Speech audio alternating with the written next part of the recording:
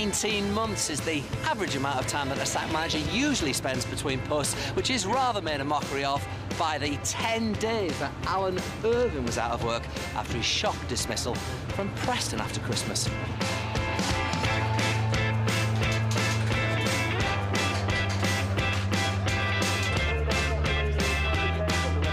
For a dyed-in-the-wool football man, though, it must have been a fairly traumatic experience what happened to you with Deep Down. It was horrible. I was shocked about it. I was very surprised, really, that it came because there were no signs. The fans hadn't been restless.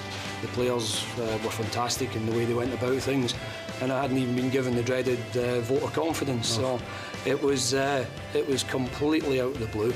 But these things happen, so you move on. Well, sometimes things happen for a reason, and boy, you've fallen on your feet. Yeah, got straight back in. Spent one horrible Saturday when I wasn't at football, and it's a long, long time since that was the case. You didn't have to do any hoovering, did you, Al? No, I sat and watched the football on television with the results coming through, and thought, I don't want to do this too many weeks, so fortunately that didn't happen.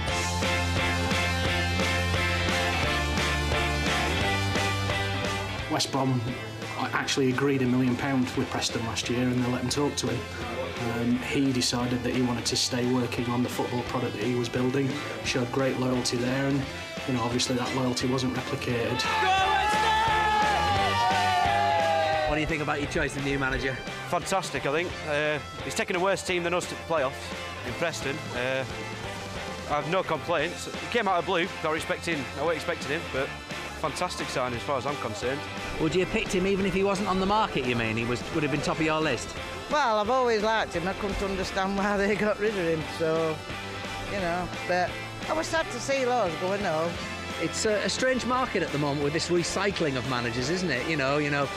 Preston have got Peterborough's, you've got obviously Preston's, and now Burnley have got Brian. Yours. Yeah, well, he must think all these dreams have come right at once. I mean, getting sacked after being in the bottom three and ending up at Burnley. I mean, I think we jumped the gun too early with Brian, to be honest. Well, I guess if Alan Irvine achieves the sort of revival at Wednesday that you have here over the last few months, he'll be delighted. Absolutely, and I wish him all the best after today. I wish him the start that I had, because we lost 1-0 at Watford. With Wednesday in the bottom three and without a win in 11, Alan Irvine had his work cut out. But if the new manager was looking for an instant response, he certainly got it. Tommy Spur putting the Owls ahead after just 2 minutes. Irvine will be hoping to have the same kind of impact that Mark Robins has had at Barnsley. The Tykes are no soft touches, and just 4 minutes later they were level, thanks to Emil Halfredson and a large slice of good fortune. Wednesday keeper Lee Grant may have been deceived by that cross, but he was soon at his best soon afterwards to foil Daniel Bogdanovic and to keep his team level. Darren Pearce particularly relieved. It was a frenetic first half, and Barnsley had their goalkeeper to thank too, as Luke Steele saved from James O'Connor. Cash-strapped Wednesday have received no offers so far for their top players, and Irvine will be hoping none materialise for two of his stars. Marcus Tudgay headed on to Jermaine Johnson, and the visitors were back in front, 2-1 after just 20 minutes. Barnsley were aiming to defend a 5-match unbeaten home run in the league, and Stephen Foster almost forced an equaliser. Wednesday's Darren Potter with the goal line clearance. 2-1 to Wednesday, it stayed.